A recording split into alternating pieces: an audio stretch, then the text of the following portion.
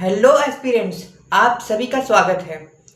आज का प्रश्न है कि हमें ज्योग्राफी क्यों पढ़ना चाहिए, एनडीए में ज्योग्राफी क्यों दिया हुआ है।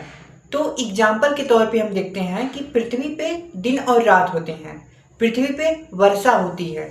इन सभी चीज़ों को अगर समझना है, पृथ्वी पे ज्वालामुखी आते हैं, पृथ्वी पे भूकंप आते हैं, तो इन सभी चीज़ों को अगर हमें समझना है तो सबसे महत्वपूर्ण चीज़ है, जो सबसे महत्वपूर्ण है वो है ज्योग्राफी। हमारा जो ज्योग्राफी है वो बहुत ही इम्पॉर्टेंट टॉपिक, इम्पॉर्टेंट सब्जेक्ट है। हमारे एनडीए में जो ज्योग्राफी है वो बहुत ही इम्पॉर्टेंट सब्जेक्ट है। हमें इसको समझना है, और जब हम इसको समझ जाएंगे तो हम ये समझ जाएंगे कि हमारी पृथ्वी पे दिन और रात होते हैं, हमारी पृथ्वी पे अर्थक्वेक यानी भूकंप आता है, हमारी जो पृथ्वी पे ज्वालामुखी की घटना होती है वो क्यों होती है। इन सभी चीज़ों को हम समझ जाएंगे, हम तर्क देना सीख जाएंगे, हम कारण समझ जाएंगे। ये बहुत ही ज़रूरी चीज़ है।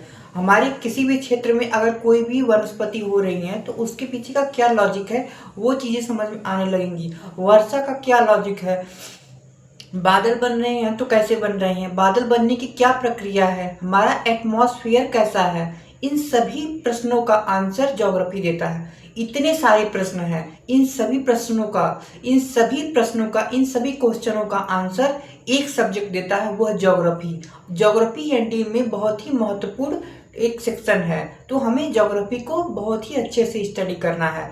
यह समझना है कि ज्योग्राफी हमें केवल पढ़ने के लिए नहीं पढ़ना है, हमें एग्जाम के लिए नहीं पढ़ना है। आप लोग एनडीए में जब सक्सेस हो जाओगे, आप लोग जाओगे तो आपको जहाँ पे आप पोस्ट होगे तो आपके लिए ज्योग्राफी वहाँ की बहुत मैटर करेगी। आप उस ज्योग्राफी के बारे में समझोगे तभी आप वहाँ पे सही तरीके से सर्वाइव करोगे।